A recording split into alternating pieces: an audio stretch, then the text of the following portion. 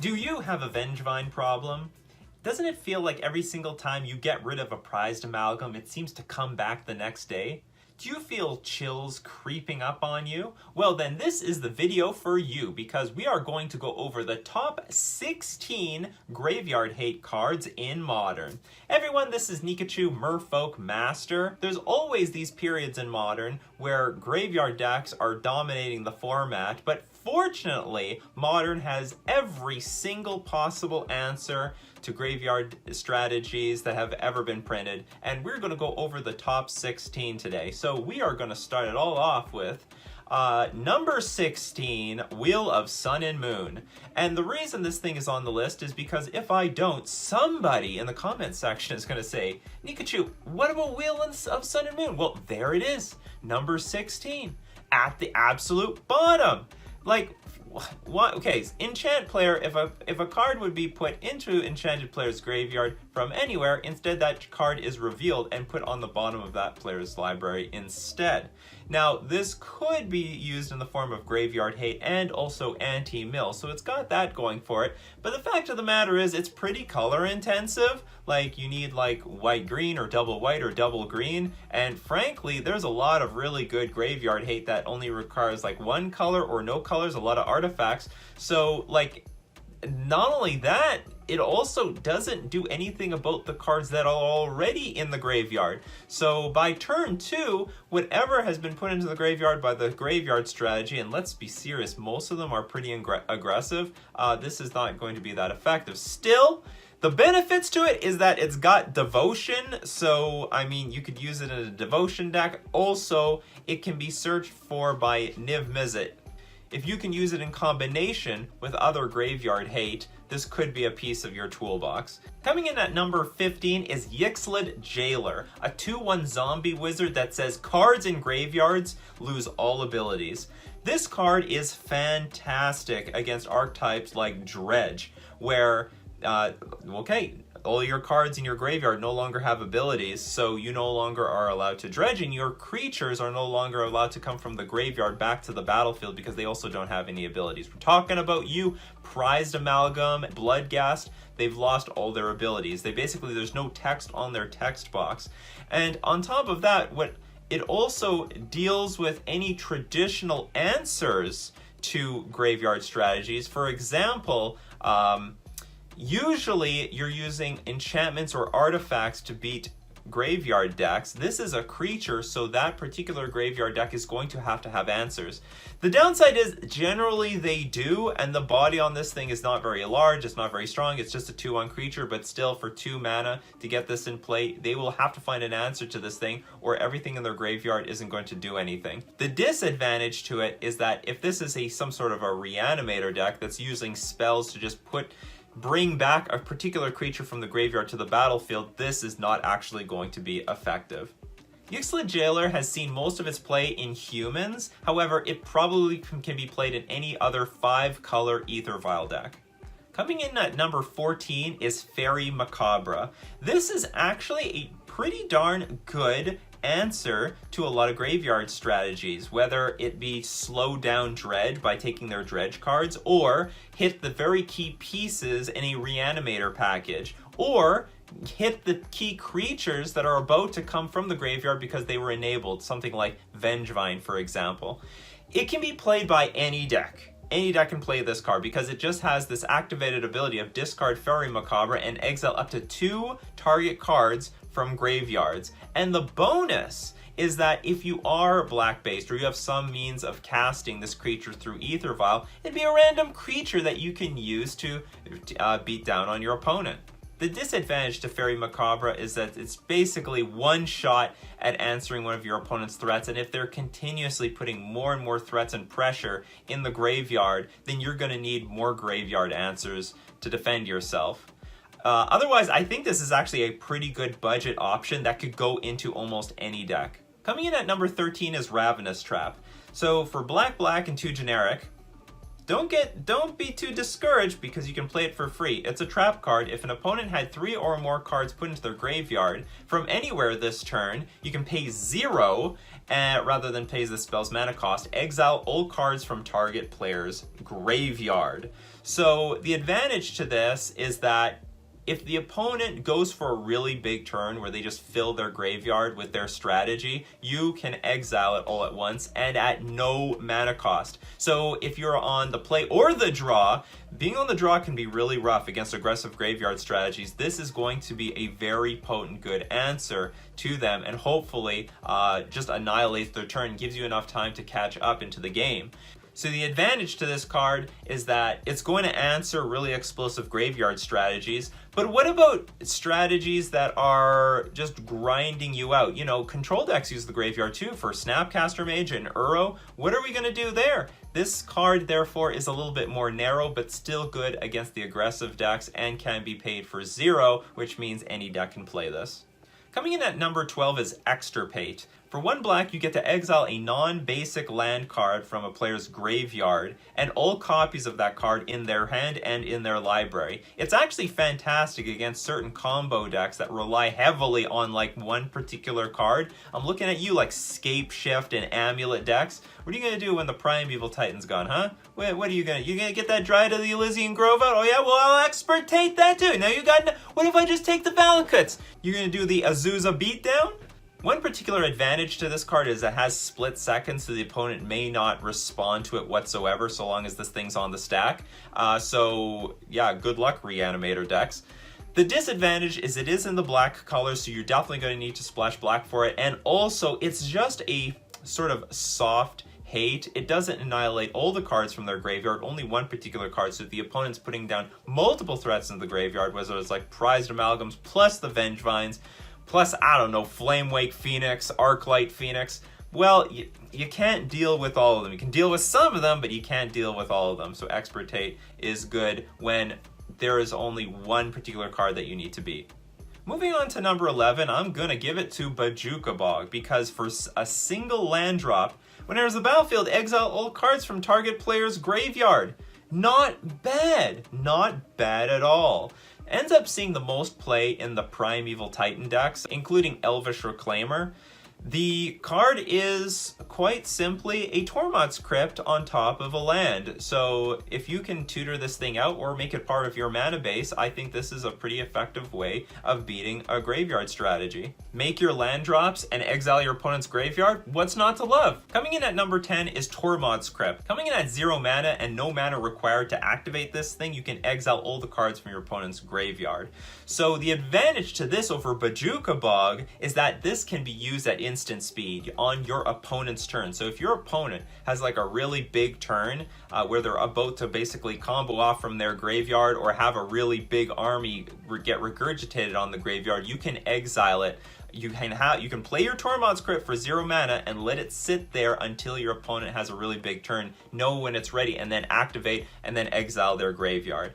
The disadvantage is this is like a one-use thing, and also over time you could get ground down. You don't get any card back from this, so it is at some card disadvantage, but it's a cheap way to interact with the graveyard. It can be slotted into almost any single deck, and it actually has seen a lot of play recently with the resurgence of Lurrus, of the Dream Den, because when Lurrus is on the battlefield, you can cast spells from your graveyard with converted mana cost 2 or less, so you can keep looping this Torment Script every single turn. Your opponent's graveyard strategy will absolutely hate that combo, because basically until they get rid of the Lurrus, that Torment Script will terrorize them for the rest of the game. Coming in at number 9, I'm going to give it to Soul Guide Lantern. It's got a lot of similarities to Torment Script, except it has a few bonuses. For costing 1 mana, only 1 mana, you get not only the ability of Torment Script, but in addition to that, you can exile a card for free when it enters the battlefield. When Soul Guide Lantern enters the battlefield, exile target card from a graveyard. So if your opponent already put a Dredger in the graveyard, if they already have a creature that they want to reanimate next turn, if they already put like Uro in the graveyard for whatever reason, you can exile it and then you don't have to deal with it. You don't have to worry about anything until they put another threat in play, which in that case you can crack this thing and exile all the cards from their graveyard. And one advantage with this, as with many cards that we have on this list, it only affects your opponent's graveyards, it doesn't affect your own. However, there is one other benefit. If you really need the card, you can pay one, sacrifice this, and draw a card, something you could not do with Torment Script. That card is basically card disadvantage. Soul Guide Lantern is a little bit better. You actually get to draw a card out of it. Coming in at number 8, Scavenging Ooze. Now, Scavenging Ooze has been a staple card in the modern metagame for a very long time, has seen play also in Legacy as being an answer to graveyard strategies, while also being a pretty useful creature in a mid-range deck. For a green and a generic, you have a 2/2 creature that you can pay for a single green to exile a card from the graveyard. And if it's a creature card, you actually gain some life. So it actually has a lot of utility attached to this. The advantages is that in the long run, this card is a pretty good effective strategy in order to deal with the graveyard. The disadvantage, however, is that it's very clunky and it's very mana intensive. And against most graveyard decks, they're very aggressive. They're going to be very explosive on the first 3 turns of the game. And Scavenging Ooze isn't going to be reliable until turns 4, 5, or 6. After this thing has been cast, after you untap your mana, and you can actually start exiling things. So while Scavenging Ooze is actually pretty good, you're probably going to want to have other graveyard cards in addition to Scavenging Ooze, in addition to your graveyard hate strategy, in order to ideally deal with all your opponents. But because Scavenging Ooze is also a great source of gaining life against multiple different decks, and also being just a reliable creature that can attack while also defending yourself against graveyard decks, I've put it as high as number 8 on this list. Coming in at number 7 is Ashyoc Dream Render, the Planeswalker. So for a hybrid blue, black, and 1 generic, spells and abilities your opponents control can't cause their controller to search their library. And for a -1 with starting at 5 loyalty, -1, target player puts the top 4 cards of their library into their graveyard, then exile each opponent's graveyard. This is actually an incredibly fantastic hoser, not only against the graveyard strategies, but also against any deck that needs to search their library. We're talking like any deck using Court of Calling, Primeval Titan cannot search for their goodies anymore, not to mention fetch lands. So you can actually sometimes play Ashyoc on turn 3, and incidentally your opponent cannot even like look for their lands anymore because they have a handful of fetch lands. Ashyoc is a pretty good way of dealing with the graveyard. However, I will say though, very clunky. At 3 mana, you better have other ways of dealing with the graveyard in addition to Ashyoc, because if you're on the play or the draw, it might be too late by the time that you get Ashyoc online. So try not to rely heavily on Ashyoc alone. Make sure you have other sources of interaction to the point where you can get to turn 3, play your Ashyoc, exile your opponent's graveyard repeatedly, turn after turn. But Ashyoc is so good and has so many really powerful abilities against so many different archetypes that I'm putting it pretty high up on this list. Not to mention, it gives blue some pretty... I mean, I know you can play artifacts, like any color can play artifacts, but it gives blue actually some good graveyard hate here. Blue usually doesn't have access to graveyard hate, and this is actually in the blue colors. Not only does Ashyoc exile all the cards in all opponents' graveyard, but Ashyoc also mills 4 cards, so you might actually nail a few more of the key cards in your opponent's graveyard deck before the cards all get exiled. One side benefit of Ashyoc is that this is a planeswalker, and general answers to the graveyard deck are not going to work. We're talking about artifact destruction, enchantment destruction, creature removal. That's not going to do in this case. You literally are going to have to put creatures on the battlefield and attack Ashyoc to death. And if you're preventing them from even putting any creatures on the battlefield, well, they're not going to do anything at all. Coming in at number 6, Surgical Extraction. Now, how on earth is Surgical Extraction so much higher up than Extirpate? The answer is that any deck can play this. This is basically free mana Extirpate. Choose target card in a graveyard other than a basic land card. Search its owner's graveyard, hand, library for any number of cards with the same name as that card and exile them. That player shuffles their library. This card when Modern is going to hell and the graveyard decks are super aggressive and are winning on turns 1 and 2, putting a lot of pressure on you, Surgical Extraction is as good as gold because you are ready, you are prepared on turn 0. It doesn't matter if you won the play because I already got the answer in my hand with Surgical Extraction. Very particularly good against combo decks, or again against those decks where there are particular threats that you just need to exile from the graveyard to stall your opponent off so that you can get your own game going on. Whether they put the Arclight Phoenix in the graveyard, the Vengevine, the Creeping Chills, the Prized Amalgams, Surgical Extraction is the perfect answer. I want to just point out a lot of people use cards like Extirpate and Surgical Extraction wrong. They bring it in against decks where they're just afraid of one particular card that's not very important, like siding it in against a humans deck to eat up all their Reflector Mages. Like, that's not where you want to use this card. You want to be using it against specifically graveyard strategies or combo based strategies that all rely on one card. Just taking out one tiny piece of a deck's entire plan isn't going to do it whatsoever. So I hope you use Surgical Extraction properly to get the full value out of the card. Otherwise, you're just down a card. I like using cards that are going to affect the battlefield. So the way I look at Surgical Extraction for the most part is I like to use it on cards that are going to influence the battlefield. So if there are Vengevines that are triggering, Prized Amalgams, Silver Smoke Ghouls, Bloodghast, Arclight Phoenix, these are all things that I can answer with Surgical Extraction. Now make no mistake, I don't mind hitting Creeping Chill sometimes. If I see 2 or 3 Creeping Chills in the graveyard, I want to Surgical Extract those too, save myself a bunch of life, also prevent my opponent from gaining a bunch of life. And of course, you can bring it in against certain combo decks where that are dependent so much on one particular card, because if it ever goes to the graveyard, you ever answer it in some way and you Surgical Extract it, you do not have anything else to worry about for the rest of the game. Coming in at number 5, I'm giving it to Nihil Spellbomb. For 1 mana, you basically have Soul Guide Lantern at the ready, but in addition to being able to exile your opponent's graveyard, you get to have your cake and eat it too. You can pay a black as Nihil Spellbomb goes to the graveyard, exile the opponent's graveyard, and get to draw a card out of it. Now that is double the value.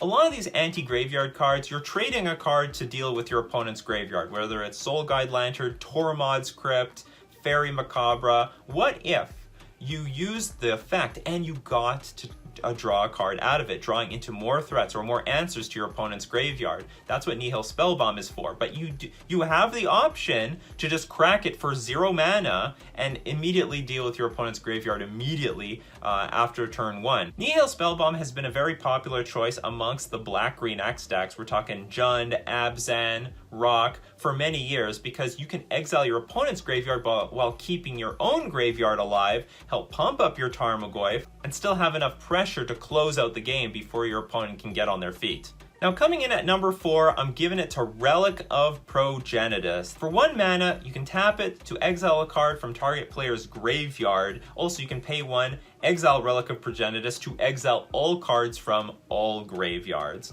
Relic of Progenitus is a really versatile card because not only can it be good against a lot of very powerful graveyard strategies, but also against soft graveyard strategies like control decks using Snapcaster Mage or Uro.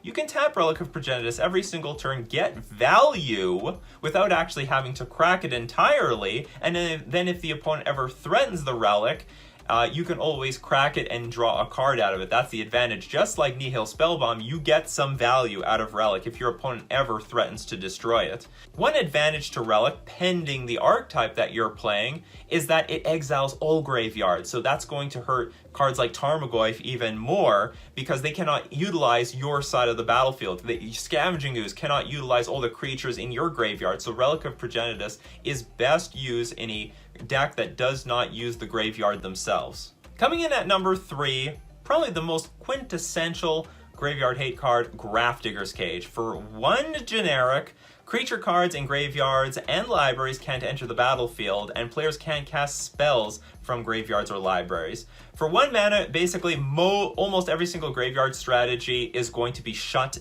down, and they have to find an answer to Grafdigger's Cage. It's one of the reasons that a lot of graveyard decks will be packing some sort of artifact destruction in their sideboard in order to deal with this thing.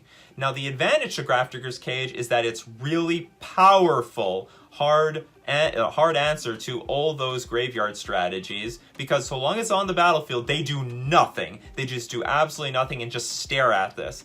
The disadvantage, however, unlike a lot of the other cards that we've gone through with this list, is that the cards, as they fill up the graveyard, they stay there. Grafdigger's Cage has no influence, does not exile any cards in the graveyard. So the moment any particular graveyard deck finds an answer to Grafdigger's Cage, whether it be Ancient Grudge, whether it be Blast Zone, whether it be Shenanigans, whether it's Nature's Claim, they are going to have full access to their graveyard, and they can just basically go off the moment that they want to. So Grafdigger's Cage basically says you don't play Magic until you answer me, but the moment you do answer me, I'm doomed. Grafdigger's Cage still is one of the most powerful graveyard hate cards in Modern. Just a little note, Grafdigger's Cage does not interact with Living End. Living End exiles the creatures from the graveyard and then puts it onto the battlefield. Grafdigger's Cage just prevents cards from going from the graveyard to the battlefield, but not from exile. That's a totally different story.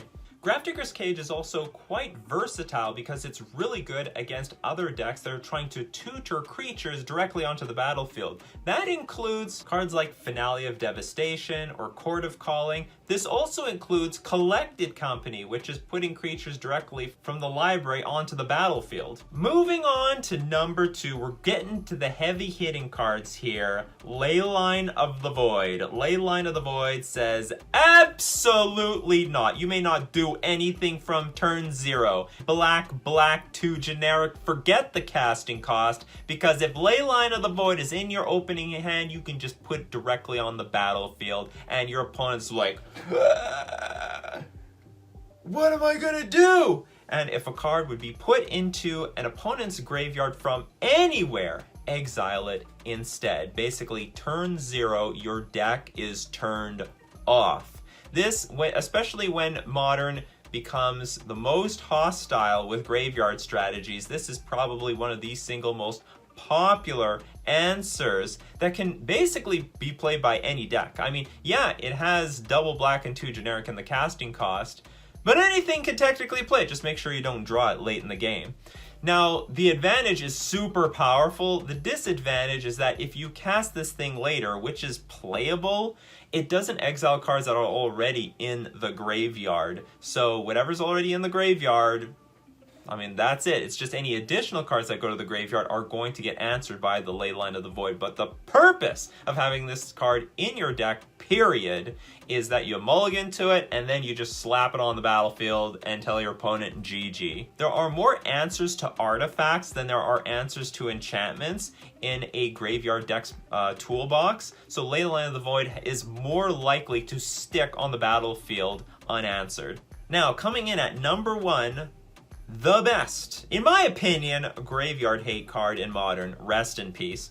For 1 white, 1 generic, this is an enchantment, very difficult to remove. When it enters the battlefield, exile all cards from all graveyards, and if a card or token would go to the graveyard, exile it instead. This card just deals with everything. And by the way, it doesn't matter what you've put into the graveyard at this point. When Rest in Peace enters the battlefield, it deals with all of that, exiles it, and will exile every additional card that you're going to put into the graveyard until you deal with the Rest in Peace. Now, the only disadvantage to Rest in Peace is it's exclusive to the white mages out there. You need to spend white mana to cast it. But if you are in the white colors in your Modern deck, you hands down have the power of Rest in Peace at your hands. This card, again, would be best used by a deck that's not using the graveyard very much themselves. Otherwise, that can get a little bit awkward. But you know what's even more awkward? This has an enter the battlefield trigger. When it enters the battlefield, exile all cards from your opponent's graveyard. And if you miss that trigger, your opponent's going to be like,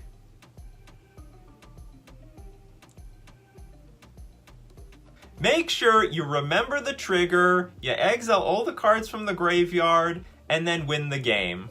So that's my top 16 list of all the graveyard hate cards in Modern. Did I get the order right? Would you have changed something? Is there anything that I missed? If you liked the video, you know what to do, and also share this with someone that's having graveyard problems. This has been Nikachu, Merfolk Master, and I'll see you next time.